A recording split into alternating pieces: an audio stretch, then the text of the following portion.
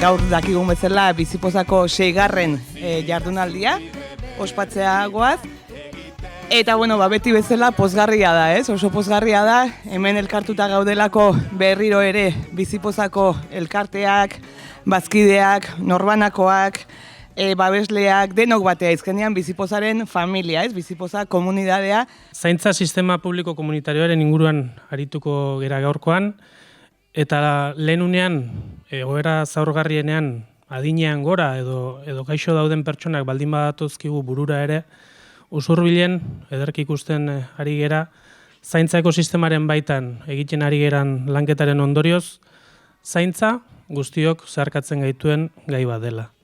Zaintza ondo dakigun bezala, eta denok ala jaso dugun moduan, eskubideekin oso lotuta dagoelako eta oso uztartuta dagoelako, batik bat, zerbitzuek eskaintzen digutena, izan osasunarekin, hezkuntzarekin, bai dala produkziora bideratutako alako,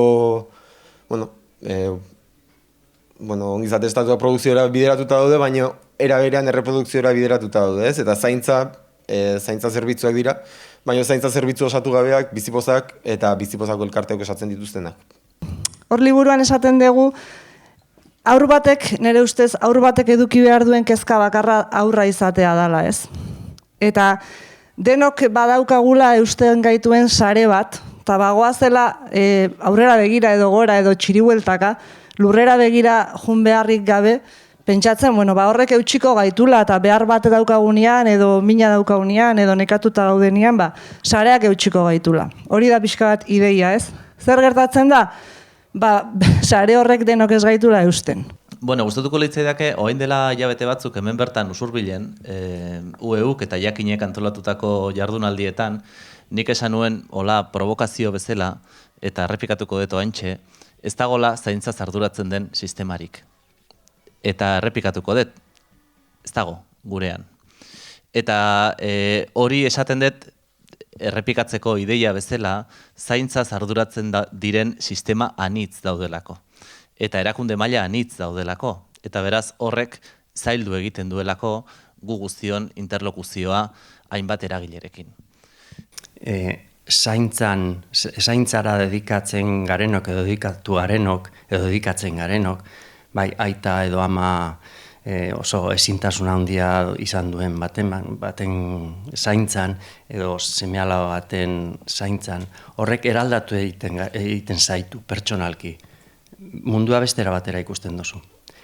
Zaintza hori partekatzen danean, adibidez gure zeinak elkartean, herri maila baten, horrek eraldatzen dau gizartea, herria. Eta nire ustez hori da bidea. Eta pixka bat, gaurko jardunaldia hortik doa, ez? Hau da, partekatu dezagun zaintza guztion artean, ze horrela errezago izango da guztiontzat. Horren aurrean, pasabarrituzun traba, obstakulo eta zailtasun eta lehiatila guztiak. Master bat egin behar dezu batean, egoera animiko okerrenean. Orduan, hori babes bat ematea. Benetan zaurgarria den momentu batean, familioiek benetan babestuak egotea eta ez borroka konstantean. Azkenean, gizarteak lagundu beharko nindu. Ni ez nintzateke borrokan egon beharko, egunero. Eskolara joten izenean, ospitalera joten izenean, gizarte zerbitzura joten izenean, etxe bizitzaren inguru, edo zein arazoen aurrean, lanean baimenak eskatzeko. Orduan, hortarako babes integrala behar du, horregatik esatu familia, umeak azkenean bere eskubideak aldarrikatzeko zailtasun handiak izan ditzakelako. Orduan, babes hori, familiak dugun babes falta hori da, gizarteak edo instituzioak erantzun beharko lukela era unifikatu batean. Silvia Federicik esaten du, estatuak bere gain hartu behar du zaintza sistema publikoaren ardura, baina kontrolerako mekanismorik ezarri gabe. Komunitateak erabaki behar du zer zerbitzu eskainiko dizkion estatuak. Antolaketa estatuaren esku uztearen aurkanago, partaide izan behar dugu, aliatu, Amaiak esatezun bide horretatikan, ez? Beti esan dut, komunen diskurtsoak, sare komunitarioak, bizilagunen asanbladak, horrelakoak beharrezkoak direla publikoarekin dugun harremana aldatzeko.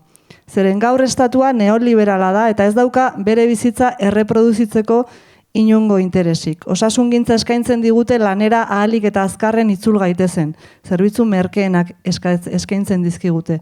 Hortaz, behetik egingo den borroka bat behar dugu, eta horrek esan nahi du komunitate antolatu behar dugula eta zerbitzu publikoetan lan egiten duten pertsonekin harremandu behar dugula.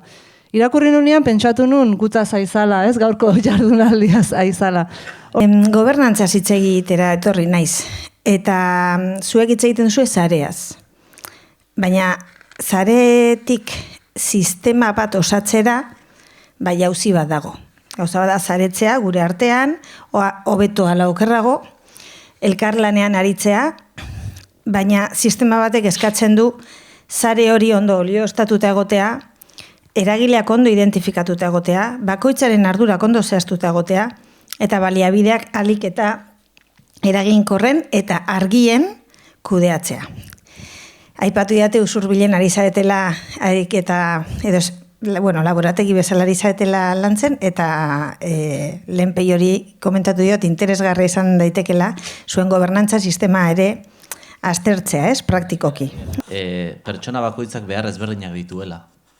Eta bide horretan, osatu ditugula sistema batzuk, erdigunean izan dutenak administrazioaren beharretatik eraiki ditugula. Eta desereiki egin behar degula logika hori, eta jarri behar dugun erdigunean dala pertsonaren beharrak. Eta beraz, pertsonaren beharretatik eraikitako sistema batek behar duela toki mailatik beste modu batetan eraikiko den logika bat. Eta nik uste dut goitik behera aldaketak, lehen ere eta horrekoan hitz egiten egon ginen bezala, mantxoak diren enean, beti gorako prozesuak ere martxan jarri behar direla toki mailan, Eta uste horretan, publiko komunitarioak eta komunitatearen paperak ere badaukala zentzu bat. Askoitixe, zerbait askoitixetik. Ez, niri oso gaixako nahi iruditzen zait oso beharrezkoa, Zeren zaintza eta zaintzailearen papela, zoritxarrez oraindik ez dago bat ere landuta, Aigea lantzen, eta baita ere, hori zaintzaile geanok ere, lehenoleirekin komentatzen nunez, ez daukagula zertan, danetaz jakin beharrik, ez daukagula zertan, danetan profesionalak izan beharrik, herritar xumea garela beste danok bezala, eta derrigorrez ikasi behar ditugula gauza pilo bat. Eta guri ez gaitula inork zaintzen, eta guk ez zaintuak izatea behar dugula. Zeren batzutan, ezin dugu udanarekin, eta orduan behar dugu komunitatea, eta behar dugu asko. Gure zaituak izan behar garelako, zaintzaiaren zaintza, Bueno, bai gara zaintzaz hitz egiten. Eskolan ere zaindua sentitzen zara?